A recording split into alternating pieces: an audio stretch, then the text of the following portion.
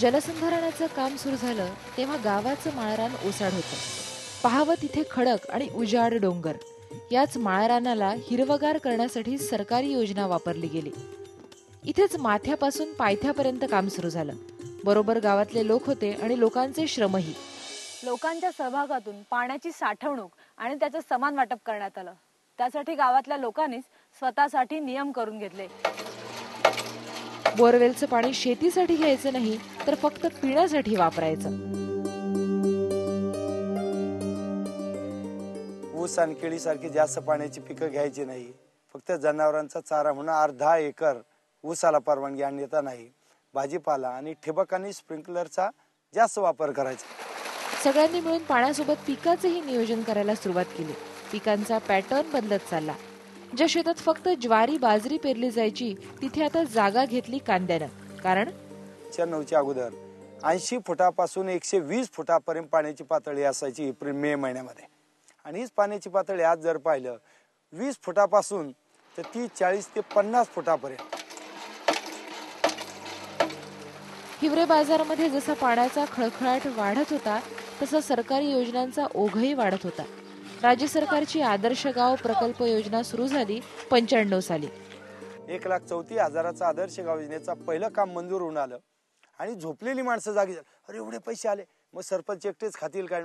ते 4 फेरतात तेच खातील काय? मग आपल्याला काय मिळणार नाही, मग आपल्याला नाही तर गावाला नाही.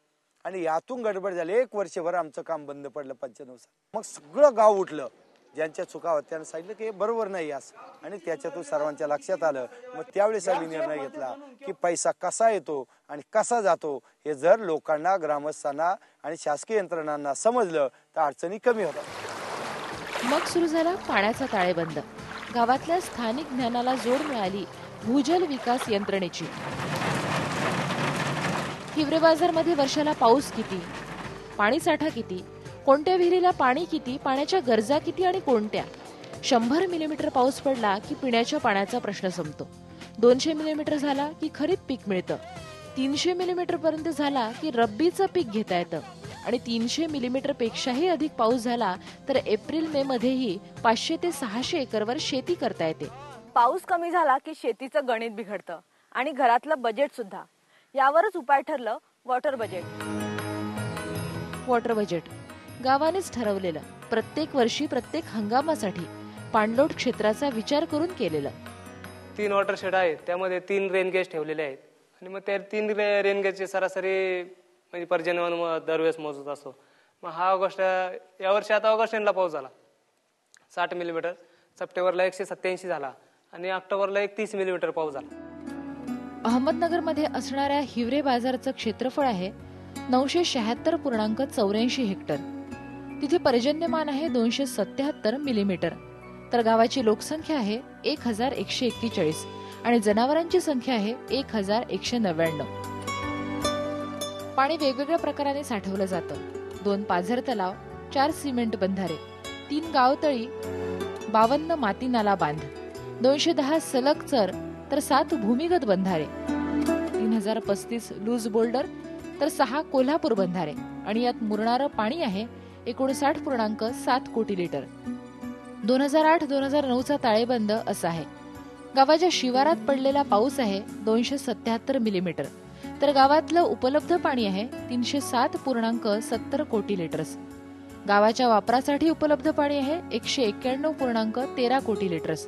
तर गावासाठी आवश्यक पाणी आहे 186.1 कोटी लिटर्स. यात लोकांसाठी, जनावरांसाठी, शेतीसाठी, बिगर शेतीसाठी अशी वर्गवारी केली आहे. आणि यातून शिल्लक राहणारं पाणी आहे 5.12 कोटी लिटर्स. यावर्षी पाऊस कमी झाल्यामुळं गव्हाचं प्रमाण थोडं कमी झालं आणि कांदा आणि मग इतर भाजीपाला खूप आहे.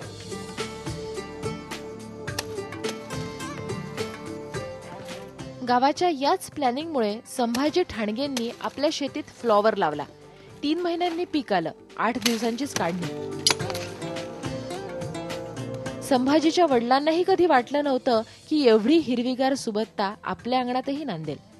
2.5 एकर शेत वर्षाचे 10 महिने हिरवगार राहिलं. 2.5 एकरामध्ये कांदा, वाटाणा, टोमॅटो, वांगी हे आमचं पीक इथलं. दिवसभरात 50 ते 60 गोणी पुण्याच्या मार्केटमध्ये जातील. ही लगबग चालते फक्त 8 दिवस. त्यातला एकही दिवस वाया गेला की नुकसान परवडत नाही. आता तुम्हाला सांगा, हा माल खराब होऊन गेला, याचा काय उपयोग व्हायचा? संभाजीला तर बोलायलाही अजिबात उसंत न देणारी ही वेळ केवळ 90 दिवसात 1.5 लाखांचं उत्पन्न देते. याच उत्पन्नातून पुंजी करत आणखीन जमीन घेण्याचं तो स्वप्नही बघतो, कारण या हिवरे बाजारात ते शक्य आहे. तसं गोपीनाथ ठाणगेंना शक्य झालं. गोपीनाथ पूर्वी कन्स्ट्रक्शन कॉन्ट्रॅक्टर म्हणून काम करायचे. 5 वर्षांपूर्वी गावात परत आले ते शेती करायला.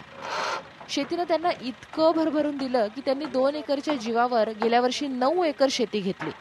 अय सोमा, आज फ्लोअरला काय मार्केट आहे नगरला? ते मग कोणाला तरी थोडी चौकशी करून बघ ना. मग आपल्याला संगमनेरला समज किंवा नारायणगावचं. 5 वर्षांमध्ये त्यांच्यासाठी खूप काही बदललंय. 5 वर्षापूर्वी आमचं सफर होतं. सफराला दरवाजा काहीच नव्हता. त्याच्यानंतर आता गावात साहेबांनी मग आम्हाला हे पहिलं आमची एक खोली होती. नंतर आता साहेबांनी गावातून म्हणले आता तुम्हाला खोल्या बांधावाच लागतील. आपलं गाव म्हणजे हे झाले आदर्श.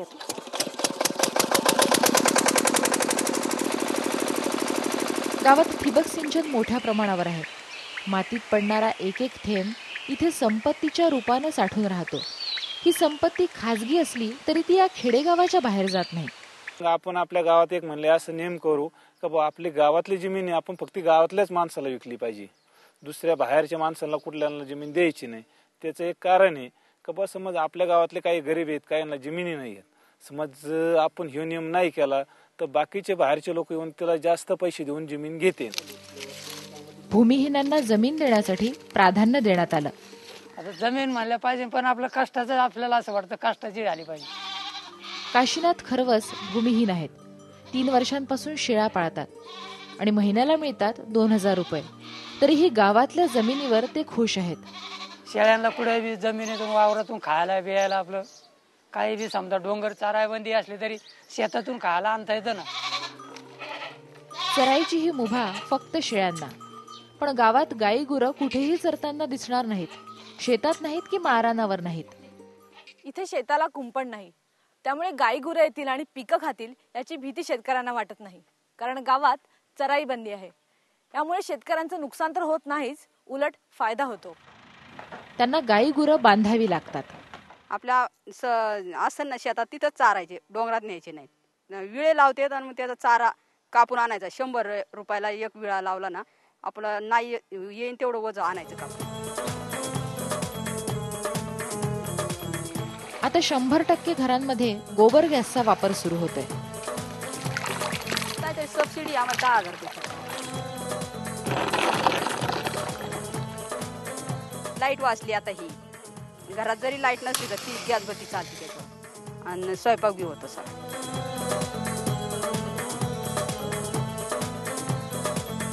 आता म्हणजे धूर लागत नाही, पटकन होतं. नाही तर चुलीवर नुसतं फू करायचं, धूर लागायचा, डोळ्याला त्रास व्हायचा. हे सगळं साध्य झालं ते चराई बंदीमुळे. गावात आता चूल बंदीही होणार आहे. त्याला लोकांनी नाव दिलंय फुंकणी बंदी. गाव फुकणीमुक्त केल्यावर बरं, डोळ्याचे आजार कमी होतील आणि गॅसचं पण झटपट आमचा पण वेळ वाचेल ना गॅसमुळे. आणि झाडांच्या फांद्या जे तुटल्या जातात त्याचं पण जरा संरक्षण होईल थोडंफार. टोटल पेमेंट 27-28 हजार रुपये होतो.